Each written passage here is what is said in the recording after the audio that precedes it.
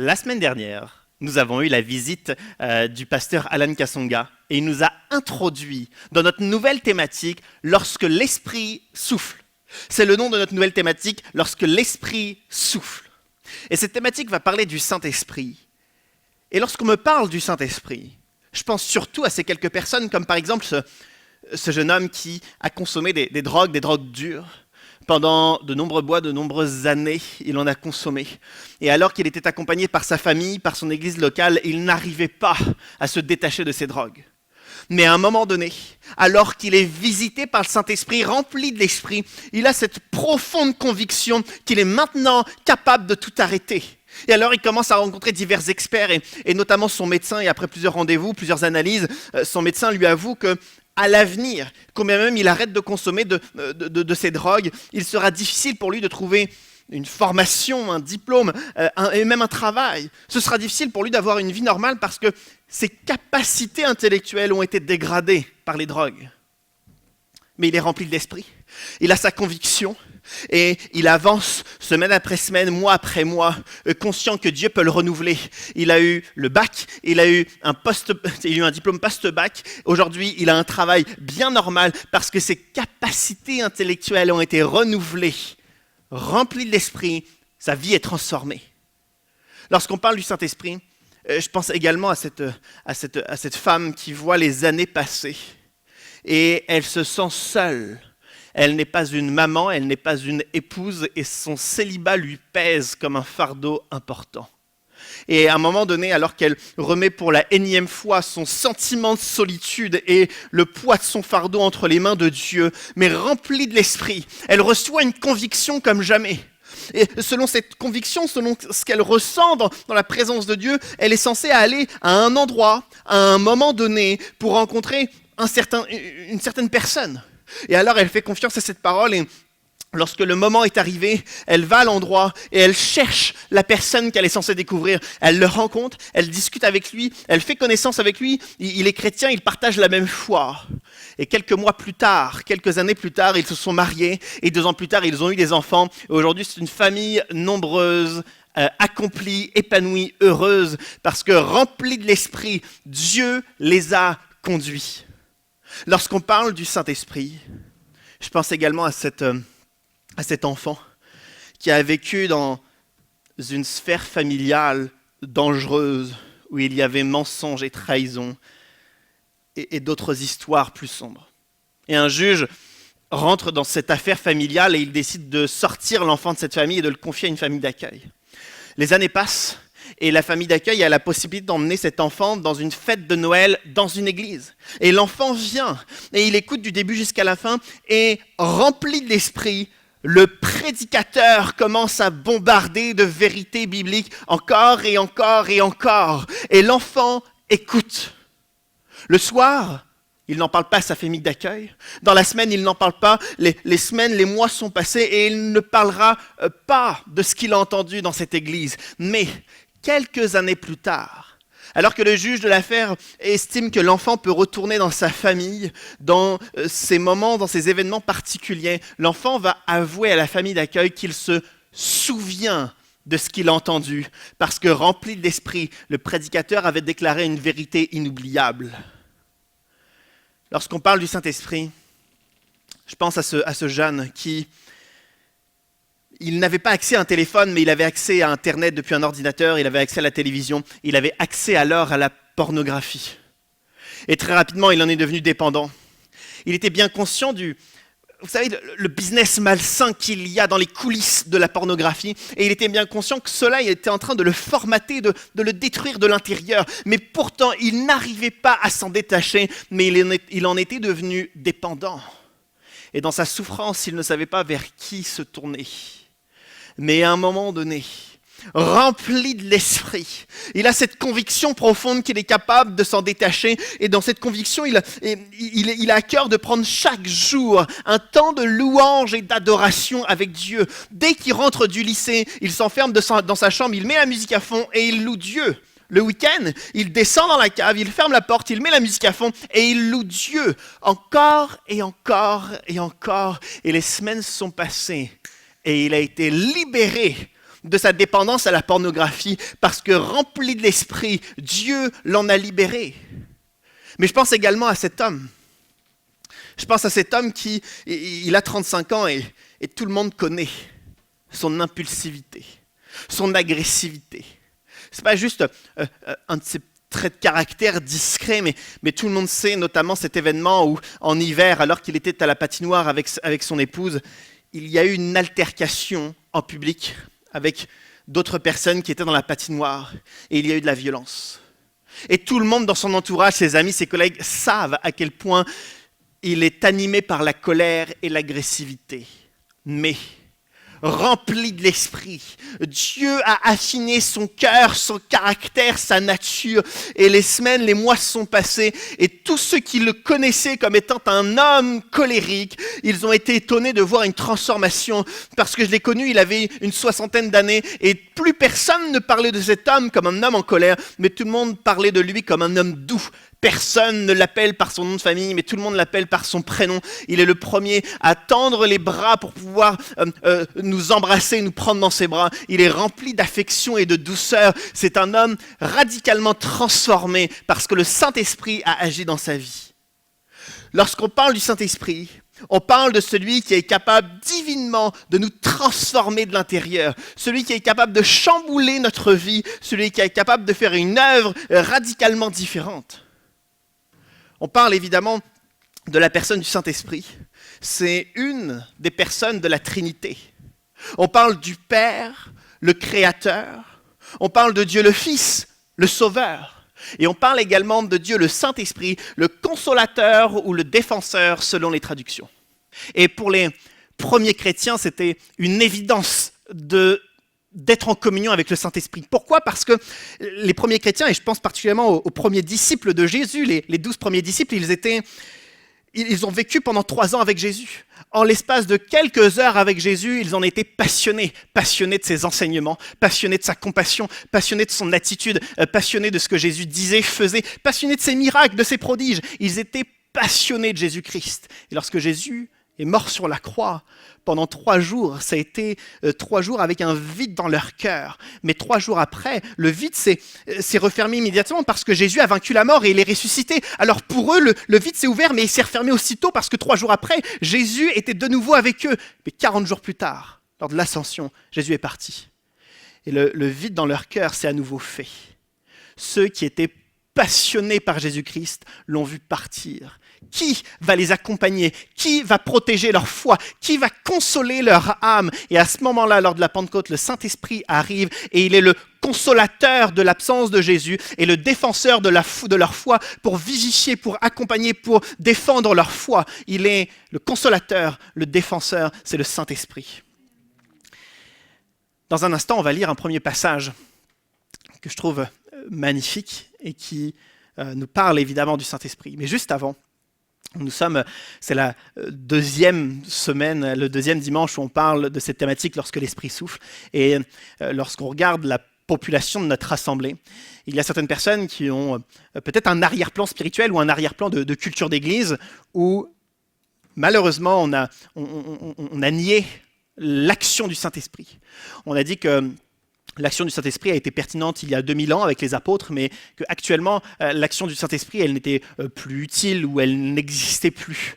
Et dans ces milieux, on a mis de l'emphase sur la connaissance biblique, sur des réflexions bibliques, ce qui est tout à fait correct, mais en niant l'action du Saint-Esprit. Et la croissance spirituelle passait donc par une réflexion biblique, et il n'y avait malheureusement plus l'action surnaturelle du Saint-Esprit. Mais peut-être que d'autres personnes ont fréquenté d'autres milieux, où on a mis l'emphase sur la personne du Saint-Esprit et on a exagéré la recherche de l'action de Dieu et du Saint-Esprit. Et alors, ces personnes dans ces milieux que j'ai fréquentés, que peut-être vous avez fréquentés ponctuellement ou pendant des longues périodes, ont recherché à tout prix l'action de Dieu, l'action surnaturelle, permettez-moi de dire spectaculaire, de Dieu. Et tant qu'il n'y avait pas cette action spectaculaire, ça n'allait pas. Un vrai chrétien vit des actions spectaculaires. Et s'il n'y a pas les actions spectaculaires, c'est que tu n'es pas chrétien, c'est qu'il n'y a pas ceci, il n'y a pas cela. Et avec un socle de culpabilité, on recherchait à tout prix des manifestations ou du spectacle. Et la réflexion biblique était totalement absente. Là où Dieu nous appelle à la persévérance, à l'espérance, ces réflexions bibliques ont totalement disparu. La question de la doctrine du Saint-Esprit a un peu été clivante dans les églises évangéliques des 70 dernières années. Un peu moins actuellement, puisqu'on se rend compte qu'il faut autant de réflexion biblique que de recherche de la personne du Saint-Esprit pour pouvoir avancer dans la vie chrétienne.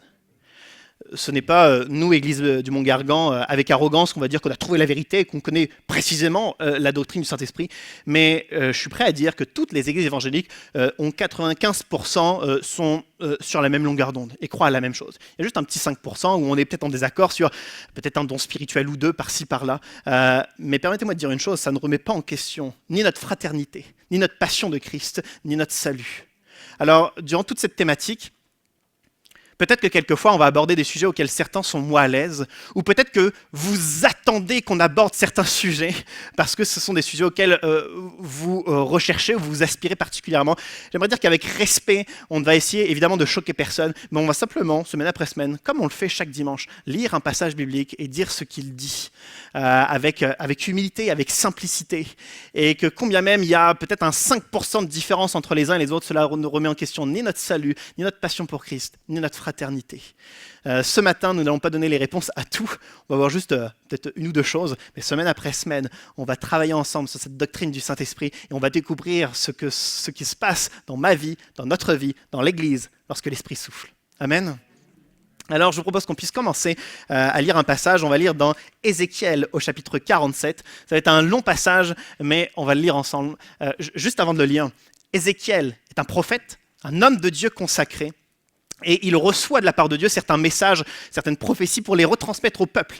Et ici, le message qu'il reçoit est sous forme d'une vision où un homme, un guide, l'emmène étape après étape, lieu après lieu. Et voici, dans cette vision, ce que le guide d'Ézéchiel lui montre. On peut lire ensemble. Quand l'homme m'a ramené, j'ai vu qu'il y avait sur la rive du torrent une grande quantité d'arbres de chaque côté. Alors il m'a dit, cette eau sort vers le district est. Elle descendra dans la plaine et se jettera dans la mer morte. Lorsqu'elle sera déversée dans la mer, l'eau de la mer sera assainie. Tout être vivant qui grouille vivra partout où le torrent parviendra. Il y aura une grande quantité de poissons, car là où cette eau parviendra, tout sera assaini. Là où parviendra le torrent, il y aura profusion de vie. Des pêcheurs se tiendront sur ces rives. On peut mettre le prochain diapo. Depuis En-Gedi jusqu'à En-Egalaïm, on étendra les filets. Il y aura des poissons de diverses espèces, comme les poissons de la Méditerranée, et il y aura en grande quantité. Ces marais, ces étangs ne seront pas assainis, ils seront exploités pour le sel. Le long du torrent, sur chaque côté de ces rives, pousseront toutes sortes d'arbres fruitiers. Leur feuillage ne se flétrira pas, ils ne cesseront jamais de porter du fruit. Ils donneront du fruit tous les mois, parce que l'eau qui les arrose sort du sanctuaire. Leurs fruits serviront de nourriture et leurs feuilles de remède. Et on s'arrête là pour le moment. Ézéchiel, prophète, homme de Dieu consacré, il reçoit cette vision particulière. Et alors qu'un homme, un guide, l'emmène d'étape après étape, il arrive ici à cette étape où il voit un torrent qui coule. Et de chaque côté de la rive de ce torrent, il y a des arbres en grand nombre. Et pourtant, lorsqu'on regarde cette zone géographique qu'il parle avec les quelques noms de villes et la mer morte, on voit que c'est une zone qui est désertique. Il n'y a jamais rien depuis toujours qui a poussé dans cet endroit-là, mais ici, il promet sur le passage du torrent qu'il y a des arbres en grand nombre qui poussent. Après, malheureusement, on apprend que ce torrent se jette dans la mer morte. C'est une mauvaise nouvelle parce que il y a certains éléments dans la mer morte, et principalement du sel, qui rendent impossible l'existence de vie et encore moins de poissons comestibles. Alors la mer morte porte son nom, la forte teneur en sel empêche la vie. Et donc lorsqu'on apprend que le torrent se jette dans la mer morte, on imagine que la mer morte va alors contaminer le torrent. Mais c'est l'effet inverse. Le texte nous dit que c'est le torrent qui va assainir la mer morte. Elle va devenir saine et il y aura la profusion de vie au sein de la mer morte. On nous dit des poissons de toutes les espèces, comme la mer Méditerranée. Ça veut dire que la mer morte va finalement devenir un lieu de prospérité. Prospérité telle que on nous dit qu'il y aura des pêcheurs qui vont venir. Il y a donc des villages qui vont se créer à proximité. Là où actuellement c'est un lieu désert, il y aura des villages, il y aura une vie, il y aura une dynamique qui va prendre place. Lorsqu'on nous parle des arbres qui fleurissent partout, on nous dit qu'il y aura des fruits et que tous les mois, les fruits vont être là et que les feuilles vont être utilisées comme remède. C'est une description idéale d'un lieu. Sauf que les contemporains d'Ézéchiel savent que ce lieu est désertique. C'est un lieu mort. Et pourtant, ce lieu est transformé en un lieu de vie. La mer morte est assainie. Le désert devient un verger. Les zones mortes deviennent des villages avec une dynamique particulière. Il y a une transformation géographique. Pourquoi? Le texte nous dit que l'eau sort du sanctuaire. Le sanctuaire, c'est un autre mot pour parler du lieu saint au sein du temple de Jérusalem. C'est donc le cœur du temple. C'est donc ce qui est dans la profondeur du temple de Jérusalem. Il y a cette eau qui sort, transformée en torrent, qui transforme totalement la géographie et transforme les déserts en lieux de vie. Le temple a toujours représenté la présence de Dieu. Et ici, on est dans un texte qu'on appelle de la littérature prophétique, et donc il faut capter certains indices pour pas forcément les prendre au pied de la lettre comme un lieu géographique, mais comprendre ce qu'il signifie. Ici, le temple, on ne s'intéresse pas vraiment où il se situe, mais qu'est-ce qu'il représente? Le temple représente la présence de Dieu, et donc on nous dit que de la présence de Dieu, un torrent sort et transforme radicalement le paysage de mort en un paysage de vie. J'aimerais dire que cette première vision d'Ézéchiel, c'est la vision de ce que Dieu est capable de faire. On le sait théoriquement, mais qu'on puisse en prendre conscience ce matin, alors qu'Ézéchiel a partagé cela à ses contemporains et qu'indirectement il nous le partage à nous ce matin. Dieu a cette capacité, alors que sa présence se diffuse, de transformer les déserts en lieux de vie, les mers mortes en mers assainies où il y a la vie. Et peut-être que c'est le cas de certains d'entre nous, où on est capable, pendant un moment d'honnêteté, un moment d'authenticité, de savoir qu'au fond de notre vie, il y a peut-être des mers mortes, parce qu'il y a certains éléments en nous, certains éléments dans notre foyer, certains éléments dans nos agendas, dans nos habitudes, parmi les choses que l'on regarde, parmi les choses que l'on dit, qui viennent polluer notre âme. Et au lieu que notre âme respire la vie, elle respire la mort. Et ici, Ézéchiel promet qu'alors que la présence de Dieu se diffuse, la mer morte est assainie et il y a maintenant la vie. C'est une promesse que l'on peut chacun d'entre nous saisir, parce que combien même il peut y avoir des éléments toxiques dans notre âme, dans notre foyer, Dieu promet la vie, mais Dieu ne s'arrête pas là, parce qu'il promet que les zones désertiques se transforment en zones de vie, en zones d'habitation, en zones où il y a des relations sociales, où il y a des fruits, où il y a des remèdes, où il y a de la nourriture. Et j'aimerais dire que certains d'entre nous, on traverse quelquefois des périodes désertiques, où quelquefois ça fait 1 mois ou 10 ans qu'on traverse ces périodes désertiques, mais j'aimerais dire que lorsque la présence de Dieu est là, et en particulier ce matin, et en particulier lorsqu'on est ensemble entre frères et sœurs, où on peut sentir la présence de Dieu, où dans un moment d'honnêteté, on confie à Dieu nos fardeaux et les zones désertiques de notre âme, il est celui qui rafraîchit, il est celui qui restaure, il est celui qui transforme, il est celui qui donne un cap, une direction. Lorsque Dieu parle, il y a une transformation qui peut prendre place. Et je suis fasciné de ce passage, mais ce passage est incomplet. Cette belle promesse d'un torrent qui vient pour tout rafraîchir, tout restaurer, tout transformer, c'est un passage idéal. Mais ce n'est pas l'entièreté de la vision d'Ézéchiel, puisqu'on a lu à partir du verset 7 de mémoire, et la vision commence au premier verset. Remontons ensemble à la source du torrent et découvrons comment vivre cette réalité. Si Dieu est capable de transformer une zone géographique, c'est une image pour nous montrer que Dieu est capable de transformer nos âmes, notre cœur, nos situations, notre caractère, que Dieu est capable d'intervenir de façon si radicale de la mort à la vie. Je cherche ce Dieu transformateur, ce Dieu qui parle, ce Dieu qui change radicalement. Et j'ai besoin d'aller à la source avec vous tous ce matin pour pouvoir découvrir comment vivre cette réalité. Alors je propose qu'on puisse lire à partir du verset 1er. Ézéchiel 47, verset 1er. Toujours l'homme, le guide d'Ézéchiel qui l'emmène d'étape après étape. Et voici ce que le passage dit. Ensuite, l'homme m'a fait revenir vers la porte du temple. J'ai vu que de l'eau sortait sous le seuil du temple, à l'est, car la façade du temple était orientée à l'est. L'eau descendait sous le côté droit du temple, au sud de l'autel. Amen, on fait une petite pause ici. En effet, alors qu'Ézéchiel est avec son guide au temple, sous-entendu au temple de Jérusalem, il constate que de l'eau sort sous le seuil du temple de Jérusalem. C'est-à-dire qu'on imagine une porte, un seuil, et finalement donc, il y a peut-être quelques filets d'eau qui sont en train de sortir de la porte du temple et qui sont en train de se déverser et qui veulent sortir de l'enceinte, et l'eau veut sortir de l'enceinte du temple de Jérusalem. Ézéchiel constate cela. Il faut comprendre qu'Ézéchiel vit dans un contexte, dans une période où la présence de Dieu a toujours été limitée au temple. on n'avait pas de culte, il n'y avait pas de culte familiaux, il n'y avait pas, surtout pas à cette époque, il n'y avait pas de synagogue, il n'y avait pas de lieux divers et variés pour aller rencontrer Dieu. On était obligé de monter à Jérusalem, d'aller dans le temple de Jérusalem pour aller rencontrer Dieu. Pour parler à Dieu, pour recevoir quelque chose de la part de Dieu. La présence de Dieu n'était pas palpable et révélée n'importe où, mais il fallait se déplacer au temple et la présence de Dieu était donc limitée au temple.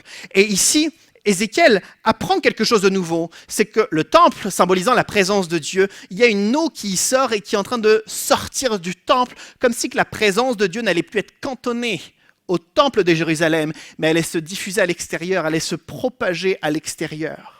Ézéchiel ne se rend pas compte de la portée de ce qu'il est en train de recevoir, mais les premiers chrétiens vont pleinement s'en rendre compte, alors que Jésus-Christ est parti. Ils avaient la présence de Jésus avec eux, la présence de Dieu avec eux, mais la présence de Jésus est partie, puisque Jésus est retourné dans son ciel. Il y avait ce vide dans leur cœur, et alors qu'ils ont prié, 120 personnes dans la chambre haute, ils ont demandé la présence de Dieu, et le Saint-Esprit est venu.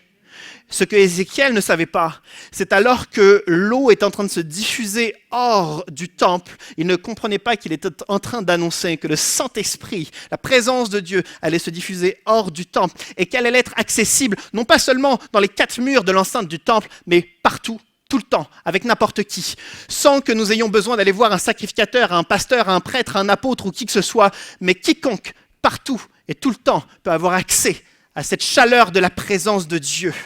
Et alors qu'on pense au premier passage qu'on a lu, où on voit que ce torrent vient pour transformer radicalement le paysage, on comprend alors que cette eau, ces quelques filets d'eau qui commencent à sortir du temple, c'est le Saint-Esprit. Saint-Esprit qui finalement sera celui qui transformera les zones mortes en zones de vie. C'est étonnant de voir, c'est ce que la phrase nous dit à la fin, c'est que l'eau qui sort du temple, avant de quitter l'enceinte extérieure du temple, passe près de l'autel. Et les experts qui modélisent, archéologues, historiens, théologiens, qui modélisent le temple à l'époque d'Ézéchiel font attention à la description d'Ézéchiel, ils se rendent compte en effet que le filet d'eau fait comme un petit virage pour pouvoir passer volontairement à l'autel avant de sortir de l'enceinte. Comme si que dans cette vision qu'Ézéchiel recevait, avant de sortir du temple, il fallait passer par l'autel, comme si c'était une étape préliminaire.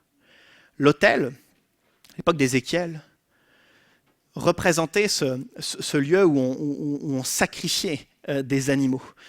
Le sacrifice d'animaux était essentiel.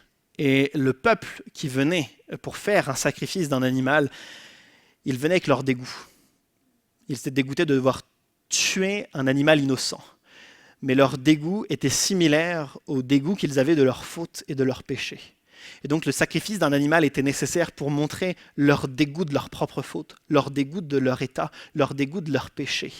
Et ils venaient sacrifier des animaux encore et encore, toutes les fois où ils avaient besoin de montrer à Dieu leur repentance, leur désir de ne plus commettre les mêmes fautes, leur remords, leur dégoût, leur repentance. Et ils venaient donc sacrifier un animal.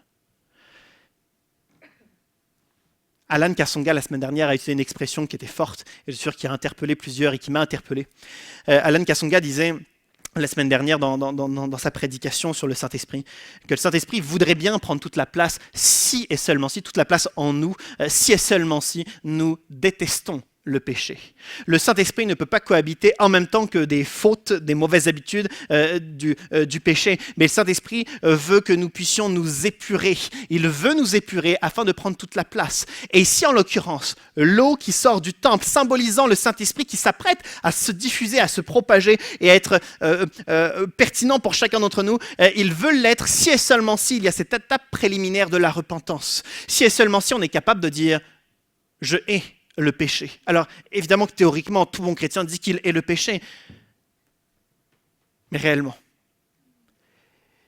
il y a certaines habitudes que nous avons, que nous conservons et que nous acceptons alors que Dieu la considère inacceptable. Certaines choses que nous regardons, que Dieu n'agrée pas. Certaines choses que nous disons que Dieu n'agrée pas. certains comportements que l'on a. Alan le disait à juste titre, quelquefois on accepte notre nature parce que c'est ma nature, je ne pourrais pas changer. Je n'ai pas entendu Dieu dire ça, qu'on ne pouvait pas changer, bien au contraire. Et on accepte certaines choses, on accepte certaines habitudes, certains comportements. Comme si que c'était acceptable, que c'était assez discret, assez caché, que ça n'allait pas être si grave. Mais le Dieu que nous avons désire pleinement nous transformer. Et si nous ne marchons pas régulièrement dans cette repentance, dans cette détestation du péché, dans ce désir de faire la volonté de Dieu, jamais le Saint-Esprit ne prendra de place en nous. Jamais nous ne sentirons la présence de Dieu en nous. Alors peut-être des moments émotionnels parce que il y a une bonne ambiance, donc on se sent émotionnellement dans un moment intéressant, mais le Saint-Esprit peut prendre de la place si et seulement s'il y a une étape préliminaire que nous respectons, et c'est la repentance. C'est quelque chose que j'ai besoin, c'est quelque chose que nous avons besoin. Nous régulièrement, nous tenir face à face dans la présence de Dieu, avec honnêteté, et dire voici ce qu'il y a dans les profondeurs de mon cœur, voici ce qu'il doit changer, voici ce que je ne devrais pas accepter. Et voici que je dois maintenant te plaire et avancer avec obéissance. J'en ai pas toujours la force, j'en ai pas toujours le courage, mais je veux me repentir. Et cette repentance est nécessaire pour que le Saint-Esprit sorte du temple et se diffuse, se propage jusqu'à dans notre cœur. Amen.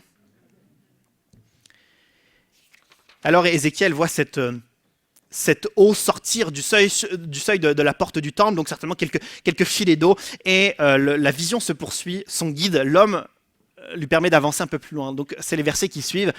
Puis l'homme m'a fait sortir par la porte nord et m'a fait faire le tour par dehors jusqu'à la porte extérieure qui est orientée à l'est. J'ai vu que l'eau coulait du côté droit. Lorsque l'homme s'est avancé vers l'est, il tenait un ruban à mesurer. Il a mesuré 500 mètres, puis il m'a fait traverser l'eau. J'en avais jusqu'aux chevilles. Il a mesuré encore 500 mètres et m'a fait traverser l'eau. J'en avais jusqu'aux genoux. Il a mesuré encore 500 mètres et m'a fait traverser, j'en avais jusqu'à la taille, et on s'arrête là pour le moment. Ézéchiel et son guide sortent donc de l'enceinte du temple et ils retrouvent le filet d'eau qui est en train de couler. Et ils s'approchent de ce filet d'eau et le guide avec un ruban mesure, ils avancent sur 500 mètres environ. Et à force d'avancer, ils se rendent compte que le filet d'eau n'est pas forcément un filet d'eau, mais qu'il est en train de grandir puisqu'il a de l'eau jusqu'aux chevilles. Et il s'arrête là, comme si c'est une étape. Il s'arrête à 500 mètres et il constate qu'il a de l'eau jusqu'aux chevilles. Encore une fois, on est dans la littérature prophétique et on veut s'arrêter sur certains indices. Et ici, en l'occurrence, il s'arrête à ce niveau-là. Comme si c'est une étape importante à souligner. Il y a certains croyants qui sont peut-être comme cette étape d'Ézéchiel, où ils ont les pieds dans l'eau. L'eau symbolisant encore une fois la présence de Dieu. Et ils sont conscients qu'ils sont dans la présence de Dieu. Ils sont conscients d'où vient l'eau. L'eau vient du temple, l'eau vient de Dieu, de la présence de Dieu. Ils sont conscients de Dieu. Ils sont conscients de ce qui est bien, de ce qui est mal. Ils sont conscients de ce qu'ils doivent faire dans leur foi. Ils sont conscients des disciplines spirituelles qu'ils doivent mettre en place. Ils sont conscients de la bénédiction qu'est une église. Ils sont conscients de Dieu et de la vie spirituelle. Mais leur implication dans cette vie spirituelle est proportionnelle à leur immersion dans l'eau, c'est-à-dire juste et seulement au niveau des chevilles. Ils prennent conscience de qui est Dieu, mais il n'y a pas plus d'implication. Ils ne sont pas plus immergés, ils ne sont pas plus dans une relation avec Dieu pour autant. Et j'ai une illustration pour parler de ça. Joséphine n'est pas là ce matin, elle est partie en week-end avec ses frères et sœurs, et je crois que je vais beaucoup parler d'elle ce matin au vu de ce que je m'apprête à dire, parce que tous les étés, on va en Bretagne avec Joséphine dans une maison familiale, et cette maison est à environ 2 km de l'eau. Donc on y va à chaque mois d'août, et donc c'est avec plaisir. Et puis ça fait peut-être 4-5 ans qu'on y va. Et dès qu'on a l'occasion, donc, dans notre journée, dans notre semaine, on va à la plage. On prépare nos affaires, on se met en maillot de bain, on s'approche de l'eau, on commence à mettre les pieds dans l'eau, etc. Et Joséphine, hop, à l'avance, elle met la tête dans l'eau. Moi, je fais demi-tour et je m'assois sur ma serviette parce que l'eau de Bretagne est à 17 degrés. Il est hors de question que je rentre dans l'eau à 17 degrés, c'est pas possible. Si Joséphine serait là, vous direz 20, 21, 17 degrés. 17 degrés, elle a tort, c'est 17 degrés. Et donc, c'est beaucoup trop froid, donc je fais évidemment demi-tour et je me pose sur la serviette, je lis, je fais autre chose, etc. Et quelquefois, il m'arrive d'observer la situation et de chercher où sont les Bretons, des touristes comme moi. Et donc, je mets seulement que 30 secondes à découvrir que les Bretons sont dans l'eau et que les touristes sont sur la plage avec moi. et cette situation me fait rire parce que tous les étés, c'est la même chose. Tous les étés, on s'approche de l'eau, je mets les pieds, je m'en vais avec ça. Bon, bref. Et je trouve que cette image est intéressante parce que si vous me demandez, si un jour vous allez en vacances en Bretagne, si vous me demandez les bonnes adresses, les bons restos, les bons coins, les bonnes promenades, moi je connais les restos de touristes, les promenades de touristes, je connais les coins de touristes, mais je ne connais pas les bons coins de la Bretagne. Parce que je ne suis pas breton, je suis un touriste. Et je trouve que mon implication dans la vie de la Bretagne est proportionnelle à ma façon de m'y rendre. J'y vais 1 semaine par an, je mouille mes pieds seulement et je repars. Je suis qu'un touriste au final. Mais je trouve que notre relation avec Dieu est quelquefois similaire à ce Ézéchiel qui met juste les pieds dans l'eau. Il est conscient qu'il a les pieds dans l'eau, il est conscient de Dieu, de même que je suis en Bretagne, je pourrais passer pour un breton, mais non en fait, parce que je ne suis pas vraiment impliqué, parce que nous ne sommes pas toujours impliqués dans cette vie spirituelle, dans cette relation avec Dieu. On passe quelquefois juste un dimanche par mois à l'église rapidement, on ne prie pas dans la semaine, on ne lit pas la Bible dans la semaine, on n'a pas de contact fraternel, on n'a pas de moment d'introspection, on ne recherche pas une sanctification. On ne recherche pas à être utile pour les uns et pour les autres, non. On dit qu'on est chrétien, mais ça s'arrête là, ça s'arrête juste à les pieds dans l'eau.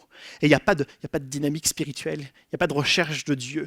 Il y a juste un nom qu'on se donne et ça s'arrête là. Ézéchiel s'arrête. Une première étape, il se rend compte qu'il a seulement les pieds dans l'eau. C'est une bonne chose, il est dans la présence de Dieu. Mais c'est si peu par rapport à ce que son guide, par rapport à ce que Dieu attend de nous. Et alors le texte nous dit qu'Ézéchiel poursuit le chemin, 500 mètres de plus, et alors il marche dans l'eau, puis il se rend compte que l'eau arrive jusqu'aux genoux. Encore une fois, on est dans la littérature prophétique, et il y a plein d'indices qui donnent du sens au texte. Et ici, en l'occurrence, les genoux, c'est un indice fort, parce que les genoux dans la Bible sont souvent perçus comme la prière, parce qu'on se met à genoux pour supplier Dieu d'intervenir dans la prière. On se met à genoux, c'est une image qu'il y a souvent dans l'Ancien Testament, et même dans le Nouveau. Et donc ici, en l'occurrence, Ézéchiel avance et il s'arrête à une deuxième étape, les genoux. Comme si certains chrétiens, ils avancent dans leur vie spirituelle, mais à un moment donné, ils s'arrêtent parce que l'eau commence à monter jusqu'aux genoux. Comme si qu'il devait y avoir une dimension de prière, une vie de prière. Et lorsqu'on parle de vie de prière, ça ne me concerne plus. Parce que je ne sais pas prier, parce que je n'ai pas le temps, parce que ceci, parce que cela, parce que je ne fais pas de belles prières, parce que ce n'est pas mon habitude. Mais je crois qu'à un moment donné, alors que le Saint-Esprit veut, comme le premier passage qu'on a lu, transformer radicalement notre vie, transformer les déserts de notre vie en lieu avec une dynamique de vie sociale, avec des mers qui deviennent assainies, avec des mers qui deviennent utiles, avec une vie, avec la profusion de vie, alors que c'est ce que le Saint-Esprit veut faire en nous. On avance dans ce torrent pour pouvoir avoir les réponses à nos prières, pour pouvoir goûter à cette transformation, mais on s'arrête aux genoux parce qu'il va falloir commencer à avoir une vie de prière, une habitude de prière, une discipline de prière, et là, on n'est pas capable d'avancer plus loin. On n'est pas capable d'avancer plus loin. Et je reprends mon illustration de Joséphine et moi en Bretagne, et alors qu'elle, ça fait depuis son enfance, depuis qu'elle est bébé, qu'elle va en Bretagne, donc elle connaît ce coin, elle est habituée à l'eau, elle n'a aucun problème pour y aller, et je vous ai dit que je m'arrêtais au Chuy, mais en réalité, 3 ou 4 fois au total sur 5 ans en Bretagne, il m'est arrivé d'aller jusqu'aux genoux. Je ne le faisais pas parce que ça me faisait plaisir, on se rappelle 17 degrés, mais Joséphine est en face de moi, elle est à quelques mètres, elle est entièrement dans l'eau et elle me dit « Vas-y, tu peux y aller. Une fois que tu as la tête dans l'eau, c'est beaucoup mieux, tu t'habitues à la température, il faut que tu nages, il faut que tu fasses ceci. » Et elle m'encourage, elle me rassure, elle me montre qu'une fois que je serai dedans, ça sera mieux. Alors, pour lui faire plaisir, j'avance un peu plus et l'eau arrive jusqu'aux genoux, ce qui est pour moi déjà un effort supplémentaire. Mais j'arrive à aller jusqu'aux genoux parce qu'elle est là pour me rappeler à quel point ça va être bénéfique pour moi. Et Dieu nous appelle chaque jour. Il nous rappelle que c'est bénéfique si on entre dans sa présence, si on ajoute une discipline de prière dans notre vie, une vie de prière. Et allez, je vais le dire. Quelquefois, on est trop conciliant, ou on est trop pastoralement gentil entre chrétiens les uns les autres parce qu'on dit « Ah, si tu arrives à prier seulement 1 minute dans la semaine, c'est bien. » Non, c'est pas bien. C'est pas assez. Ça marche pas comme ça. Et je crois que le Saint-Esprit veut venir dans notre vie et veut faire toutes ces transformations extraordinaires et radicales si à un moment donné, on est capable de poser les genoux à terre et d'avoir un bon 20 minutes de prière par jour, même si 5 minutes ou même si une journée, on ne peut pas parce qu'on a une journée chargée. C'est pas grave, on n'est pas là pour compter, mais avons-nous l'intention d'avoir une vie de prière, une dynamique de prière, une relation avec Dieu? On ne peut pas demander au Saint-Esprit de venir dans notre vie pour faire plein de changements, mais par contre, il vient quand je veux parce que j'ai pas envie de le rencontrer. J'ai pas envie de vie de prière. J'ai pas envie de communion avec lui. Si on veut que le Saint-Esprit vienne en nous, encore faut-il aller à sa rencontre, jour après jour, encore et encore. Ézéchiel s'arrête aux genoux parce que bien trop souvent, nous arrêtons aux genoux lorsqu'il faut avoir une vie spirituelle, une vie de prière, on s'arrête là. Il est temps pour nous, pour ceux qui n'ont pas encore cette discipline de prière. Et on n'est pas là pour se culpabiliser les uns et les autres ou pour se montrer du doigt, mais de commencer à avoir une vie de prière. Ça m'arrive de ne pas avoir dans une journée parce que, pour X raisons, surtout qu'on a une petite Jeanne maintenant, donc il y a beaucoup de raisons pour lesquelles, quelquefois, on n'a pas toujours le temps. Mais on en discute avec Joséphine, et puis avant le repas, eh bien, au lieu de prier pour le repas, on prend un temps de prière, 15-20 minutes de prière, on dit avant si on a des sujets, puis on prie, puis on prend ce temps. Mais on essaie d'avoir ce temps, quoi qu'il arrive, quoi qu'il en coûte, même si on n'y arrive pas toujours, mais quoi qu'il arrive, parce qu'on a l'intention de venir à la rencontre de Dieu et de laisser le Saint-Esprit venir en nous. Le passage nous dit que le guide d'Ézéchiel poursuit son chemin, 500 mètres plus loin. Et cette fois-ci, alors qu'Ézéchiel continue à marcher encore et encore, il se rend compte que l'eau est passée du niveau de ses genoux à la taille, ou selon d'autres traductions, jusqu'au rein. Il a de l'eau jusqu'au rein, il a de l'eau jusqu'à la taille. D'ailleurs, pour la petite anecdote, je trouve ça un peu intéressant parce qu'il n'y a pas d'affluent, il n'y a pas de ruisseau supplémentaire ou de rivière qui viennent alimenter cette eau qui grandit encore et encore. C'est toujours le petit filet d'eau qui sort du seuil du temple de Jérusalem. Je trouve ça toujours intéressant. Et l'eau, alors qu'Ézéchiel poursuit la marche sur 500 mètres supplémentaires, il se rend compte qu'il a de l'eau jusqu'à la taille, jusqu'au rein. Les reins dans la Bible ont une signification forte. Je dirais même qu'il y a deux interprétations à cette eau qui s'arrête à la taille, qui s'arrête jusqu'au rein. La première interprétation que j'ai entendue il n'y a pas longtemps dans une prédication que je trouvais vraiment pertinente du pasteur David Potier, et je vous encourage vraiment à écouter ces prédications de l'église de la Chapelle à Montréal, David Potier, et il partageait, et c'est en effet la vérité, que quelquefois, les reins dans la Bible sont symboles de la sexualité. Les reins sont symboles de ce qui est intime, de ce qui est profond, et quelquefois ça peut avoir pour représentation la sexualité. Comme si certains croyants, dans leur marche, dans leur relation avec Dieu, ils étaient prêts à tout donner, mais ils s'arrêtaient au niveau de la sexualité, parce qu'il y avait des choses qu'ils voulaient conserver. Des choses qui ne concernent pas Dieu. La Bible ne cesse de parler encore et encore très régulièrement de la sexualité. Et toutes les fois où la Bible en parle, il y a deux principes qui sont intéressants pour la Bible. C'est que la sexualité est créée par Dieu, elle est bonne, elle est utile. Mais le deuxième point que la Bible mentionne lorsqu'elle parle régulièrement de la sexualité, c'est de la fidélité. La fidélité dans un engagement. Et je crois que lorsque Ézéchiel s'arrête là, un des éléments que Dieu veut nous montrer, c'est que notre sexualité, notre fidélité dans la sexualité et notre prise de conscience également que la sexualité est une bonne chose selon Dieu, tout cela doit être remis entre les mains de Dieu. La fidélité, ce n'est pas quelque chose qu'on entend toujours et ça peut être un combat pour plusieurs. Mais je crois que alors que Dieu promet des transformations radicales, des mers qui sont assainies, des lieux désertiques qui deviennent des lieux de vie, il est capable, alors qu'on ose remettre entre les mains de Dieu notre sexualité, notre fidélité. Il est celui qui est capable de nous aider, de nous accompagner, nous fortifier. J'ai parlé de fidélité il y a un instant, mais même sur la prise de conscience que la sexualité est une bonne chose aux yeux de Dieu. J'ouvre une petite parenthèse. Il a été dit pendant de nombreuses années, peut-être même encore actuellement, dans certaines églises, dans certaines prédications, à force de mettre de l'emphase sur les dangers et les risques de la sexualité, qu'au final, qu'il y ait une culpabilité. Il m'arrive d'en discuter avec d'autres jeunes couples de mon âge, et nombreux, moi le premier à certains moments, on est perdu avec tout ça, parce que les seuls mots que l'Église a à dire, c'est danger, danger, danger, danger, danger. Et je rappelle que la Bible montre à quel point la sexualité est bonne aux yeux de Dieu et que la sexualité est bonne lorsqu'il y a fidélité dans l'engagement. Ces deux éléments sont aussi importants aux yeux de Dieu. La deuxième interprétation qu'on peut avoir de ce passage lorsqu'il nous parle des reins, c'est tout simplement, comme j'ai dit, les reins sont symboles d'intimité, de profondeur, voire même d'authenticité. Lorsqu'on lit les 150 psaumes, peu importe lequel qu'on lit, on voit que l'auteur du psaume, il est vrai, il est authentique, il déverse son cœur, il ouvre ses entrailles et il dit profondément ce qu'il croit.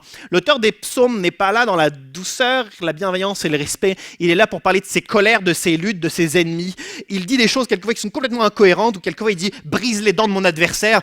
Il n'est pas là pour demander vraiment à Dieu de briser les dents de son adversaire, mais il est là pour exprimer véritablement ce qu'il ressent au plus profond de son cœur. C'est-à-dire que lorsque Ézéchiel s'arrête 500 mètres plus loin au niveau de la taille, c'est peut-être certains croyants qui s'arrêtent un moment et qui n'osent pas dire la vérité à Dieu, qui n'osent pas mettre les véritables affaires qui sont enfouies dans les profondeurs de leur âme à Dieu, mais ils gardent pour eux.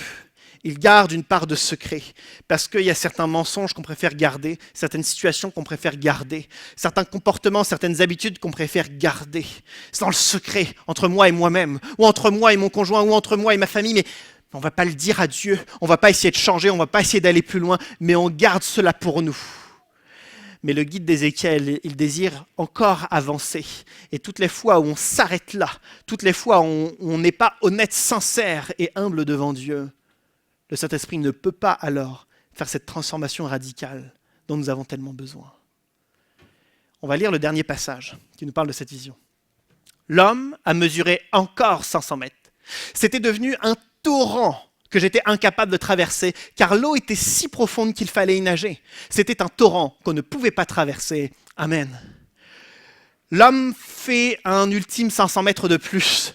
Et rappelez-vous, ça commence avec un petit filet d'eau et finalement ça passe des chevilles aux genoux, à la taille et finalement on ne peut même pas traverser ce filet d'eau parce que c'est devenu un torrent qu'on ne peut pas traverser. Mais si on est dans ce torrent comme Ézéchiel, on ne peut que y nager.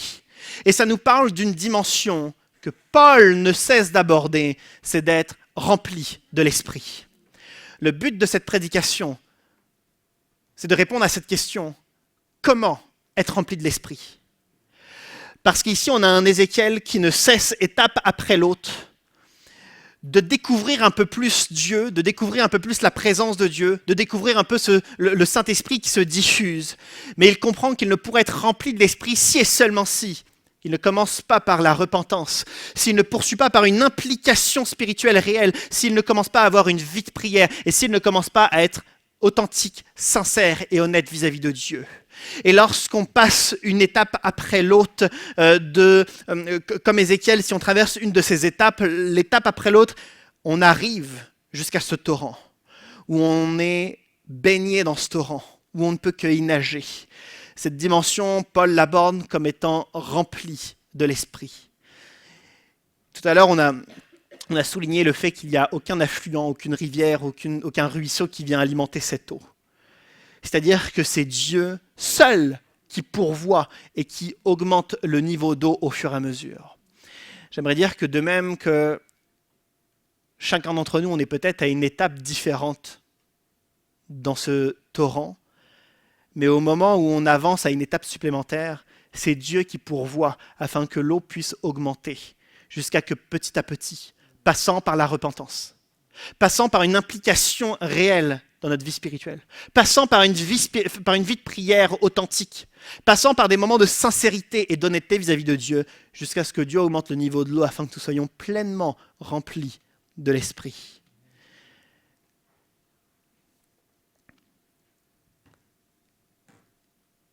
Ce que je ne vous ai pas dit, c'est que la première fois où on était en Bretagne avec Joséphine, je me suis baigné. C'était... on venait de se marier, c'était 3-4 mois après notre mariage, et puis vous savez comment on est dans le tout début d'une relation amoureuse. Évidemment qu'on s'aime toujours avec Joséphine, puis je dirais même qu'on s'aime plus au vu de ce qu'on a traversé. Mais notre premier amour, il est presque naïf. On est prêt à tous les sacrifices, on est prêt à tout pour pouvoir prouver notre amour. Et lorsqu'on s'est approché de la plage, Joséphine et moi, on a évidemment rentré les pieds dans l'eau. Elle a poursuivi, comme elle le fait toujours. Et moi aussi, je l'ai suivi, même si l'eau était à 17 degrés. Puis je n'ai pas posé de questions. Puis je ne me suis pas arrêté aux genoux ou à la taille. je l'ai suivi, je suis allé dans l'eau, au combien même ça me déplaisait parce que l'eau était évidemment froide. Pourquoi je suis allé jusqu'au bout? Parce qu'il y avait cet amour passionnel et naïf des premières années, des premiers mois. Lorsqu'on regarde les premiers chrétiens, les premiers disciples, ils étaient passionnés par Jésus-Christ. Et lorsqu'il est parti, ils avaient faim et soif de Dieu et le Saint-Esprit est venu parce qu'ils étaient passionnés par Jésus-Christ. Peut-être que si dans notre vie, on a du mal à franchir ces étapes les unes après les autres, c'est parce qu'il n'y a pas une assez grande passion de Jésus-Christ qui nous pousse à courir dans le torrent et à y nager, à être rempli de l'Esprit. J'aimerais dire qu'être rempli de l'Esprit, ce n'est pas une option, parce que si on n'est pas rempli de l'Esprit, on ne voit pas les effets de ce torrent dans cette zone géographique qui transforme tout. On ne voit pas l'action du Saint-Esprit dans notre vie. Il est donc nécessaire d'être rempli de l'Esprit. Il est donc nécessaire de s'entretenir dans les choses spirituelles afin d'être constamment et au plus possible d'être rempli de l'Esprit. Être rempli de l'Esprit, ce n'est pas une question je vais ajouter ça, être rempli d'esprit, ce n'est pas du mysticisme, où quelquefois j'ai entendu dans certains milieux où il y avait des rituels divers et variés que je ne retrouvais pas du tout dans la Bible. J'aimerais dire qu'être rempli de l'esprit, c'est la même méthode qu'on entend depuis toujours, dès lors qu'on va à l'église, c'est la même méthode, c'est la repentance, c'est l'honnêteté, c'est de s'abandonner à Dieu, c'est de faire confiance à Dieu, c'est d'avoir une réelle implication, discipline spirituelle et de persévérance. Et à ce moment-là, au moment où on s'approche de Dieu avec honnêteté, les quelques exemples de personnes que je vous ai donnés tout au début du message sont des personnes qui avaient des défis et ils étaient authentiques face à leurs défis. Ils reconnaissaient certains de leurs défis. Ils reconnaissaient leurs besoins de Dieu et ils suppliaient Dieu d'intervenir, pas une fois par an, mais tous les jours, parce qu'il y avait une vraie implication spirituelle, il y avait une implication dans leur vie de prière et ils ont vu le Saint-Esprit changer leur vie. On n'est pas là pour culpabiliser qui que ce soit, mais on est là pour dire que ça peut être l'occasion durant cette redécouverte de la personne du Saint-Esprit, de ses actions durant cette thématique, lorsque l'Esprit souffle, d'avoir une fraîche repentance, de nouvelles disciplines spirituelles et de connecter à nouveau plus que jamais avec Dieu afin de le voir souffler, intervenir, parler dans notre vie. On a faim et soif de ces transformations.